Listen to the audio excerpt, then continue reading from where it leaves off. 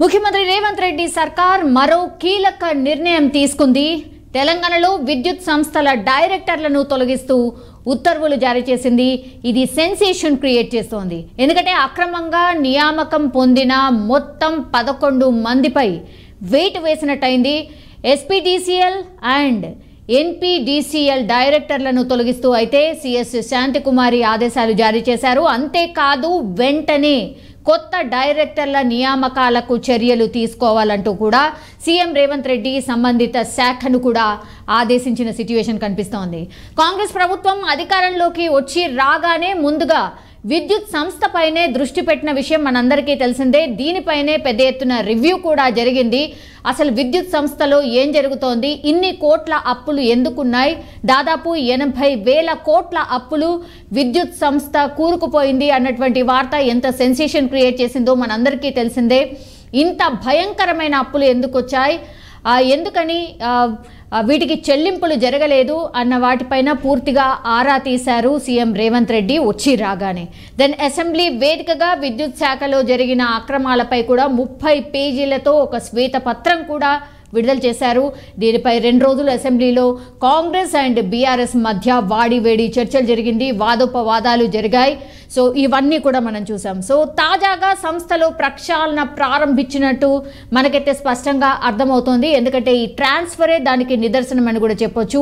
ఈ క్రమంలోనే విద్యుత్ డిపార్ట్మెంట్లో కీలక పాత్ర పోషిస్తున్నటువంటి డైరెక్టర్స్ను తొలగిస్తూ ఉత్తర్వులు అయితే జారీ చేశారు. ఎవరెవరు ఉన్నారు ఈ తొలగింపులో, ఎవరెవరు, మరి డైరెక్టర్ల పేరేంటి ఒక్కసారి తెలుసుకునే ప్రయత్నం చేద్దాం.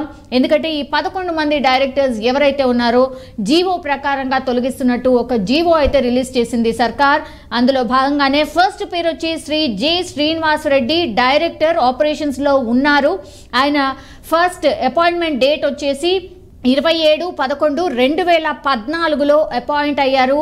అంటే దాదాపు 9 ఏళ్ళు ప్లస్ 2 months వరకు, అంటే 9 years 2 months వరకు ఆయన డైరెక్టర్ పొజిషన్లో కొనసాగుతూ వస్తూ ఉన్నారు. దెన్ శ్రీ టి శ్రీనివాస్, ఈయన కూడా డైరెక్టర్ బట్ ప్రాజెక్ట్స్కి సంబంధించి అనమాట. ఆయన ఎప్పుడు అపాయింట్ అయ్యారు అంటే 2/8/2013లో అపాయింట్ అయ్యారు. అంటే 10 ఏళ్ళ 5 నెలల పాటు ఆయన కొనసాగారు as a director position.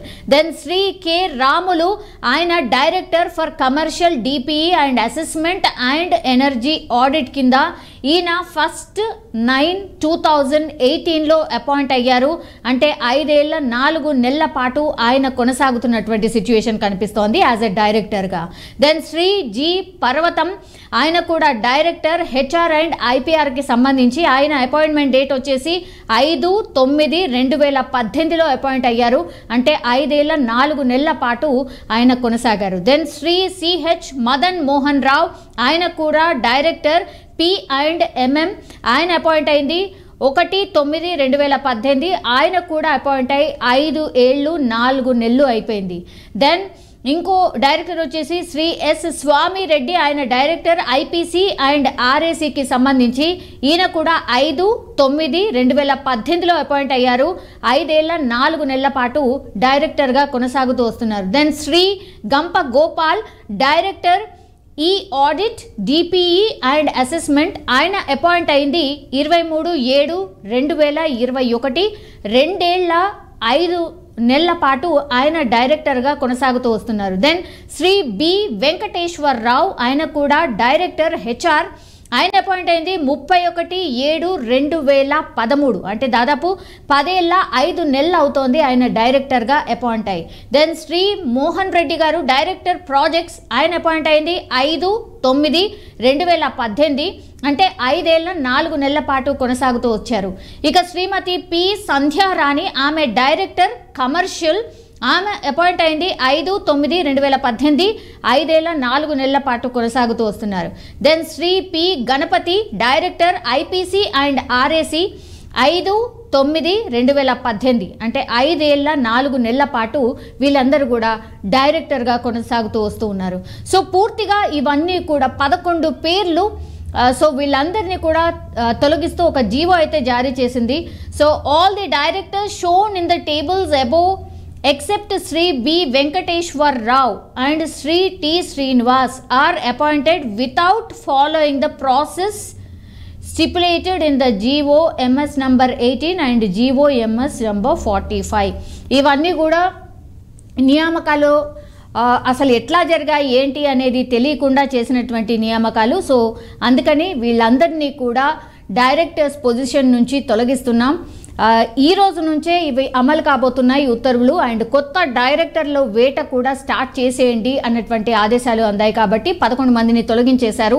Then what are all the reasons అనేది మరి వీళ్ళంతా ఫైండ్ అవుట్ చేసిన తర్వాత ఈ 11 మంది పెద్ద పొజిషన్లో ఉన్న వాళ్ళని తీసేసింది గవర్నమెంట్. అంటే ఎక్కడో ఏదో జరిగింది అని ఫస్ట్ నుంచి కూడా కాంగ్రెస్ పార్టీ ఆరోపిస్తూ వస్తోంది. కాబట్టి అందులో భాగంగానే ఈ 11 మంది డైరెక్టర్లను అయితే తొలగించడం జరిగింది. మరి వీళ్ళ మీద కూడా ఎంక్వైరీ ఏమైనా స్టార్ట్ చేస్తారా? ఎందుకంటే 11 మంది డైరెక్టర్లని ఒకటేసారి తీసేయడం అండ్ 80,000 కోట్ల లోటులో విద్యుత్ సంస్థ ఉంది. కాబట్టి డైరెక్టర్ పొజిషన్లో వీళ్ళ